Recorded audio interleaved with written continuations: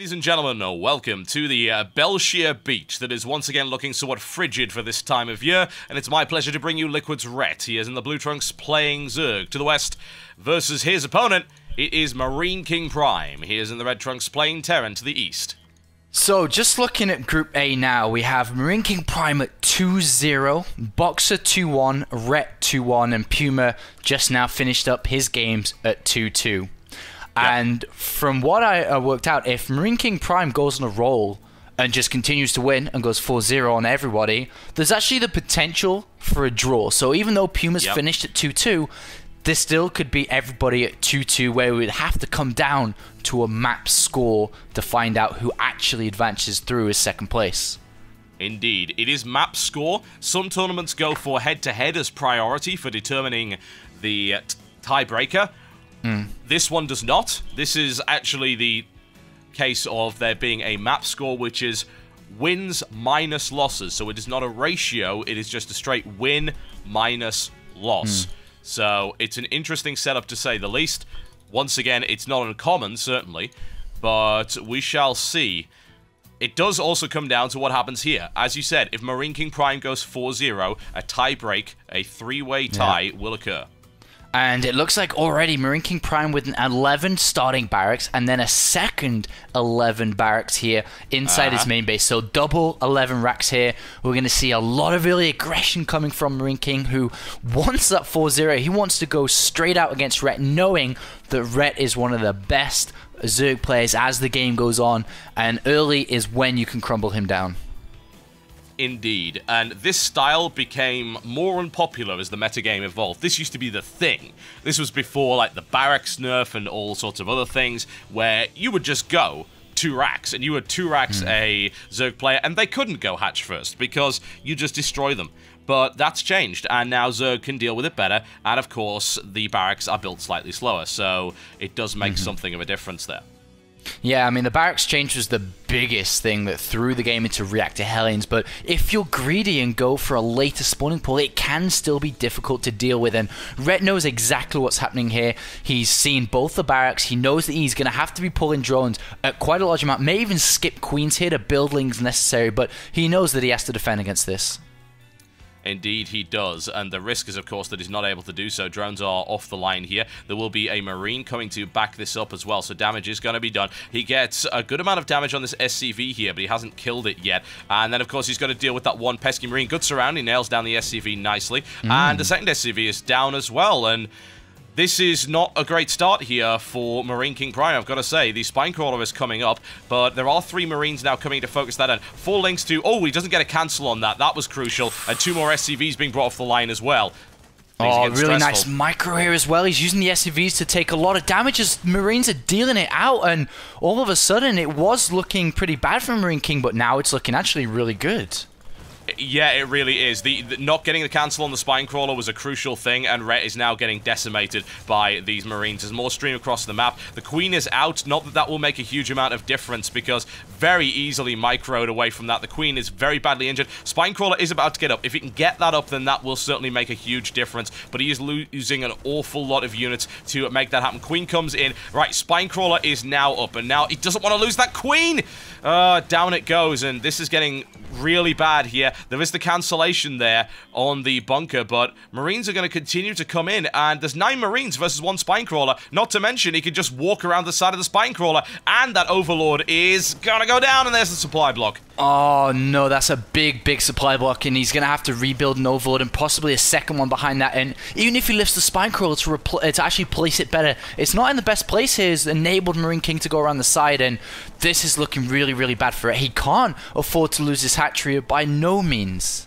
I mean, he can't stop it. He doesn't have enough lings. There's just no way. And he's now moving far too late anyway with that Spinecrawler. A save here would be amazing if he was able to do it. All the drones are off the line here as well. But MarineKing getting himself into a great position here for a maximum arc of fire, smashing his way through the drone count. And oh man, Ret is in a horrible spot. He's down to 17 drones now, continuing to mine as much as he can. This hatchery could get picked off by another surge here from MarineKingPrime. The Spinecrawler is being redeployed. MarineKing doesn't see it, and even then, though, there's actually enough Marines to kill it. It's going to go up just before it deploys as well.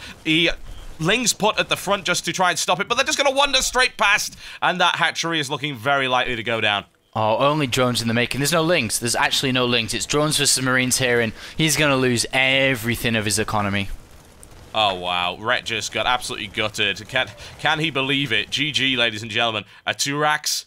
He fails straight up to a 2-rax. Oh, man, that is not a good start to this series. No, not at all. And Marine King pulls out everything that's necessary. We've seen him throughout the entire of the tournament go long into deep games. We've seen him be very control, intensive, and then at the same time he pulls a fast win as well. Lots of variety being shown here from Marine King, and looking very good so far. Yeah, absolutely, and Rhett is in a nasty spot at the moment. This is a must-win for Rhett. If he doesn't get it, then he's most likely going to enter this 3-way tie situation, as I said before, so it's stressful. We shall see if it can come back in Game 2. We'll find out very shortly, folks. Don't go anywhere. Ladies and gentlemen, welcome back to this series between LiquidRet in the Blue Trunks playing Zerg to the west of this, the dual site, versus his opponent MarineKingPrime in the Red Trunks playing Terran to the east.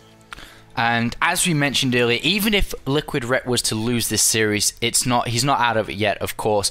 But if he was to turn around and win this, there's actually no 3-way tie, there's nothing, and it will come down to Rhett advancing through as first and second place. He'd actually go through if he wins this series. So if he wins this, Rhett is through as the underline there, and then it will come down to our third game, sorry, Boxer versus Marine King. Whoever wins that will advance through a second. So we're starting to unravel the groups now, and it's getting pretty exciting.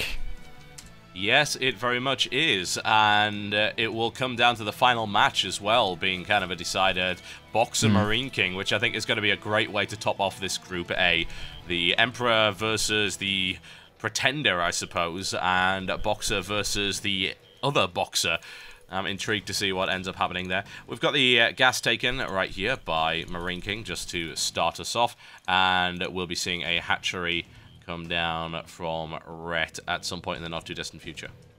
And I do like this refinery opening here. It's very good because, of course, he's going to be rushing straight up for reactor and also the factory being built at the same time. And he can build quite a few Hellions at a rapid speed here. And on a map such as Dual Site, the natural area is very wide.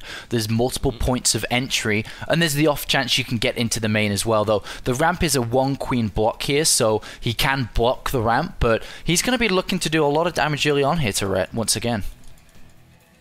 Yeah, is anyone really surprised by that? Probably not. Marine King is a very aggressive player, and he also knows that Rhett doesn't mess around when it comes to a longer game. His macro will get to ludicrous levels, and then it's going to be really hard to pick Rhett apart. So the more damage he can do early on, the better it is for him. And Rhett is... well, you don't really see this very often in Zerg versus Terran, but he's actually going to drone scout because usually quite comfortable with whatever's going to come at you, but he decides to go and scout now and just to know what's coming. You know, is it 2 racks again? Is it refinery first? Is it a regular build? And upon seeing the factory and the timing of the factory, he's already going to know that it is refinery first and can start to prepare, but good of Rhett to actually scout here considering he's 1 game away from losing the series. Certainly, yes. He doesn't want to screw up, I suppose, like he did last time. He really didn't defend it well against that 2 racks at all. And he did see it, but I don't know. I mean, I don't think it really comes down to a lack of scouting in that game. He didn't engage well. He lost the queen unnecessarily. He didn't have his spine crawler in the right place. And most importantly, he didn't cancel the spine crawler. That spine crawler, the first spine crawler was killed, and you can't afford to lose that many minerals at that stage of the game. Yeah, he was 75 minerals if he would have cancelled, so that's, you know, a set of lings and a half there, but... Yeah, plus the drone living as well. Yeah, exactly, yeah. So, you know, that's more than worth it. So the drone scout of Rhett did get denied here and didn't see what is coming, and the first 2 Hellions now in production will be coming out shortly. Rhett did build 6 slings here. Bit of an overbuild here, but that is because he's blind. You know, he doesn't know if this was 2 racks or not, so just rather than... be sorry, he wanted to be safe. So with these 2 Hellions coming out, they're going to shut down these lings incredibly fast, and he's going to have to stop that creep spread incredibly early. We see the queen block on the ramp, and we see a 3rd queen ready to help defend against this straight away. Excellent. Well, that's a good start here for Rhett, and he shouldn't have too much of a problem. Of course, the 3rd queen will help him spread creep significantly more rapidly than it otherwise would be. And denying creep on this map can actually be a bit of a pain because creep, of course, can go in 2 different directions potentially. Nice little engagement to start off here for Ret. He could push towards this base here. He may want to try and take the base higher than that because at least it isn't directly towards his opponent, but he does have options one way or the other. And Ret gets an overlord into the main base and sees the command center, so he knows it's not an all-in, but MarineKingPrime trying to just harass these queens will get the creature if he gets it right now. Indeed he does, and good start so far by MarineKing. Yeah, absolutely. There's nothing really wrong with that. And is Ret missing any injects? He actually is on his main because he's got all 3 queens down at the bottom here. So he is missing injects on his main, which is a bit of a pain. But he is also able to expand to the top. That's what I'm saying here about this natural. There are 2 ways to expand. Looks to try and get the surround, and at least he nails down 1 there. But he still needs to be a bit careful with his engagements. That queen's about to die as well. That would not be a good start, but he gets it out of there. Ooh, this is very, very close here. This is very, very tense here for Ret as the Hellions keep on coming 2 by 2. And is he going to get this queen? He is. Well, no, it's only at 2 HP. Goes straight back in after it. Yeah, he's got it. He's got it. No problem at all. Spinecrawler is now up. The Creeper's being spread to the top here, though Ret isn't spreading it quite as fast as he could. The Hellions are now just going to go home, I think, because there's too many Lings out, and he would risk losing all of them, which would not be a good start. Well, there's 8 Hellions out, and there's still 2 more in the making, so he's going to be at 10 very soon. These Lings at the top left are going to be in trouble if they get caught off guard by these Hellions, but the Hellions are really, really weak, though, so even though there's 10, they are kind of weak. Yeah, they've been damaged quite a lot, honestly. 10, though. That's a ridiculous number. So he's going to go for Marauder Hellion for the moment, as you can see coming out here. Going to also add on a second refinery here as well. Yeah, the second refinery is interesting because he hasn't even thrown down the additional barracks yet. So this is really interesting. It's probably gonna be that he techs up straight into Medivacs away from this once this Hellion press is complete, so he can really sink the gas in the Medivacs. But here we do have 12 Hellions out on the map now, and let's have a look at the Ling count. Only at 9. They can obviously destroy through these Lings and do significant amount of damage here. Fun times. Yeah, he's going to go right for it. He stacks the Evolution Chamber, but that Queen's probably just going to die in 2 hits. In fact, both those Queens could go down, and I think they will. And you don't want to move your drones in like that. Wow, that was a massacre right there. What? I don't even know why he just did that. I really, really don't. That's 18 drones killed. That entire mineral line is basically being gutted, and it was more than worth the trade for the Hellions. More than worth it. Yeah, and there's no the SCVs on the natural aren't mining here. I have no idea what's going on, but they've been like this for 10, 15, 20 seconds. I don't know if my StarCraft's bugged out, Total Biscuit, or you're seeing this too, but that's a big mistake. Yeah, that's unfortunate because he can't capitalize on the advantage that he got there, and all the Hellions do go down eventually, but killing that many drones, more than worth it as far as I'm concerned. Total of 26 workers killed. But as you said, and rightly pointed out, these guys weren't mining. In fact, he's actually got some that are still just sitting around, not mining for whatever reason. That's a really, really big mistake, which is really slowing his minerals down. So he's actually got more gas than intended. And instead of going for earlier Medivacs here, he's actually going to throw his gas in double upgrades immediately. So that's an interesting decision here. Still keeping up with the Marauder production too. So what that will mean is that he wants to hit a specific timing very shortly with Marauders in the mix too. And he's going in once again with these Hellions to find more drone kills. Oh my god. Yeah, I don't think Ret's going to make the same mistake this time, though. He's managed to get away quite nicely. He's just a couple of drones picked off here and there in trade for a few Hellions. Unless, of course, Ret decides to do the unthinkably suicidal thing of charging directly at him. But it's okay. He knows how tough those drones can be against just a couple of Hellions. So now might be the time for Ret to actually start mining himself. I'm actually not sure what he's doing. Finally, the drones wake up, decide to move out there. Are the SCVs working? Yes, they are, finally. So we've got MKP at his full production capacity once again. And we do see 30 workers have been killed by MarineKing in this game. That's a considerable amount. And a lot of Lings come in. There's no way, of course, they're not doing any damage there whatsoever. And finally, the starport does come down here. And it looks like that MarineKingPrime will be able to move out very shortly here as Medivacs come out, as his upgrades finish. And that's actually going to be a very strong push. Even though we look at the clock and it's coming to 12 minutes here, it's a very late push. But consider the amount of damage that's been done early. It equals up this timing very easily here, so this is going to be a very interesting push. This is very true. We've got the Hellions just holding onto map control. Roach and Baneling coming in from Ret. Also looking for speed as well. And looking for +2 melee attack as well, which is becoming more and more preferable, I feel. This is more prevalent in the metagame. A lot of people are doing this. Just going for an awful lot of Lings, which is effective, unless, of course, you're going up against a ton of Hellions. But there aren't all that many out at the moment. And yeah, it's interesting that he's gone for Roach, Ling, Baneling. It's not that strong of a composition because Marine and Marauders and Medivacs just easily beat that down. Yeah, and they eat it. Yeah. And the Hellions, man, they found this base and could actually toast it if Ret isn't there fast enough. Yeah, I think Ret will get there in time, but the question is how many does he lose? Well, in fact, he's just got the Roaches there with Roach speed, so he's under no threat at all. So he's able to repulse that without too much of a problem, and now can start to establish his economy that has already taken significant damage. He's also morphing in a lot of Banelings, 13 in total, which is far more than he really needs for a defense. And as these first two Medivacs come out, we should be seeing Marine King putting pressure onto Ret. Cannot just let him sit and drone. And the second wave after this will probably include tanks after it. And he could go with tanks now, but they don't have siege mode, and he only has one at the moment. But we'll see if he does decide to push out as expanding at the same time. And there is that significant push coming down. 1-1 upgrades, double Medivacs, combat shield stim, the lot. And it's going to be very good against what Ret has. But Ret now morphing in even more Banelings. It's going to put him up to a total of 26. That could actually crush everything here. Potentially, yes, it could. Let's see, more to the point as well, how efficiently he would crush his opponent. Because then you can open up the possibility for a counterattack, but if you lose too many of your units in the process, then that's kind of blunted.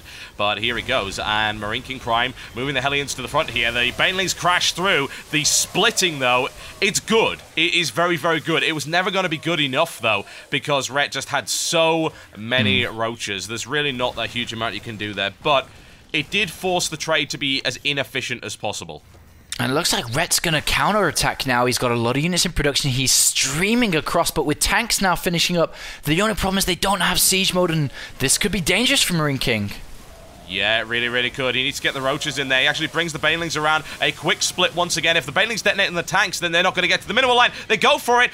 Oh, wow, Marine King is so fast. Good lord. There's some detonations that go off here and there, and some economic damage being done here by Ret, but it's nowhere near as good as you might think. Another Baneling crash comes in. The Lings just start to work their way through. They're actually attacking the command center and not attacking the SCVs, which I feel is a crucial mistake. And Marine King can throw that back and hold that natural quite nicely. And as long as he holds, he's going to have a significant upgrade advantage as 2-2 is near completion. And it looks like he is about to hold. Still Lings in production, but with 2 tanks and now Marines with Medivacs, they're going to be able to shut this down very, very easily. And Ret's going to have to go back to droning to get a 4th base up very shortly as well. But a decent hold there, a really decent hold by Marine King, who could easily counterattack. Yeah, he did lose a lot of workers there, but he is still okay. I mean, he's got mules, so he should be fine, and he does have this large force, as you said, for a counter-attack. And that's a lot of Overlords that's just going to be donated right here to Marine King's force for free, a nice welcome wagon. But it shouldn't supply block Ret too much, so that's not a huge deal. More Banelings morphing in, and the creep spread once again for Ret is exceptionally good, but now he's going to have to deal with this pressure on the 3rd. Yeah, and tanks getting into an amazing position. Remember, these Marauder and Marines are at 2-2, and there's enough Medivacs to heal them up as well. How well can Ret hold on to this? Let's find out. And here comes the surround. He's able to crush that quite easily, in fact, without too much of a problem. So he doesn't lose the 3rd, and he crushes the advancing army, and now goes for this counter-attack. Now, there are actually enough units here for him to do damage. Yeah, absolutely. We'll see. It goes in now. Medivacs, as they come back, will push this away, but he has to run away from the Banelings. Which he can't do. He's totally surrounded. Oh, he gets away from them. The Banelings crash up against the tanks instead. And once again, MarineKingPrime is able to hold with not a huge amount of losses, but he is losing more workers to every single attack. And this is weird that the Roaches are still being made. I don't quite get it, because they have no upgrades. They're useless in this fight, especially with Marauders and Medivacs here, which we are seeing. So it's an interesting decision for Ret to continue with Roach, Ling, and Baneling. And he has Aspire as well. He's upgrading +1 Flyers attack. He looks like he wants to switch over, but switching over into Mutilus is not such a good thing when Marines are so heavily upgraded. And finally, Ret sees this expansion on the right-hand side with a single Ling, but Marine King coming down to clear it out. Yeah, that Ling is having a bit of fun, but unfortunately that party will be cut short. And then we've got Roach Baneling coming in as well. The Marauder count is actually really awful, but to be fair, Roaches trade really well with Marines as well if there are Medivacs in the air, because they just don't do damage fast enough. And there is a drop in sent and running, sprinting towards that third base of Ret here. And these Marines are upgraded, they'll do a lot of damage. And at the same time, Ret launching at Marine's third base. The Banelings do so little to this. There are still enough Roaches to easily smash their way through, but as you said, the lack of upgrades is really hurting him here. He's against 2-2 and he's only got 1 Carapace upgrade, so he's not trading well with these Roaches, but he did certainly have enough. In the meantime, the Marine count smashes down on top of Ret's third and kills an awful lot of workers in the process, so trading one for another. And Ret's actually getting picked apart here because there's another force coming in, and he's not being able to kill the Orbital Command, and now he has to leave. Oh, and Marine King gets the kill on Ret's third base, and now all Marine King has to do is hold on to his own third base, and he'll be able to pick up this game, no doubt about that.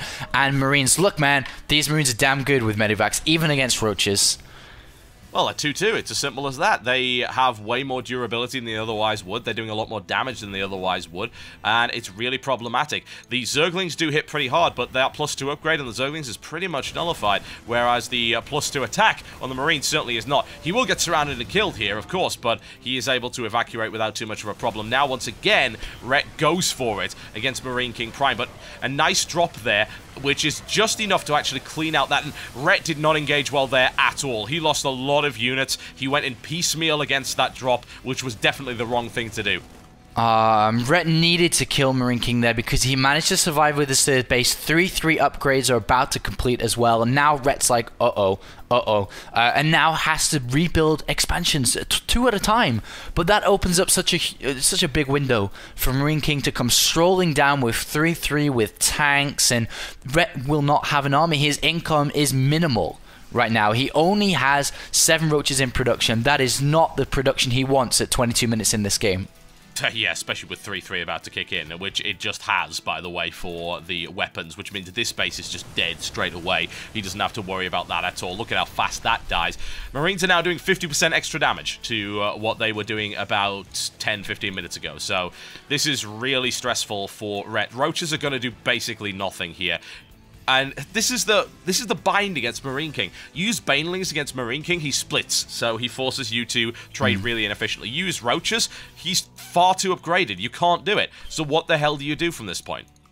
Yeah, and it's a bit of a mistake from Ret to try and go for Spire and +1. Like, what is that investment really about? Because it hasn't done anything in this game, and never really was going to against well-upgraded Marines, and you can't just tech switch over into that. He needs infestors. It's as simple as that. That's the only way that he's going to be trading efficiently with this army, and he's nowhere near infestor tech yet. Oh, no. Looks like Jimmy got killed in the top left there, but here comes the big push now for Marine King with everything. He's going straight to the only expansion left of Ret, and GG. He knows, man. He knows. He didn't even see it coming, but he knows. Yeah, that's so grim. Yeah, Ret just got smacked around, if I'm totally honest there. Marine King did a really good job of shutting him down at every possible opportunity. Ret did not engage well.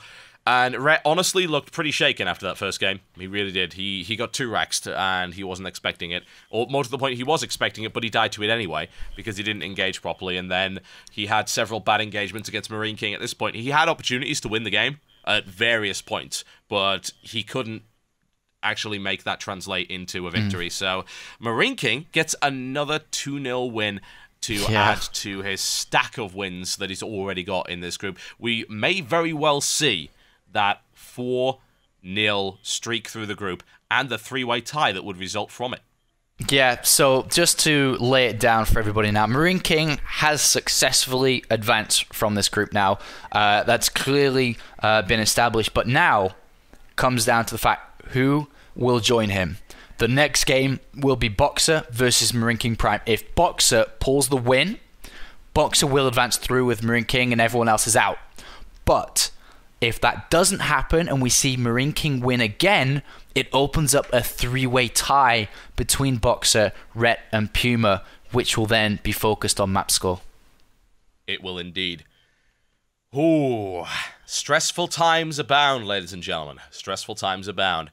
You'll find out the result of Group A after this break. Don't go anywhere.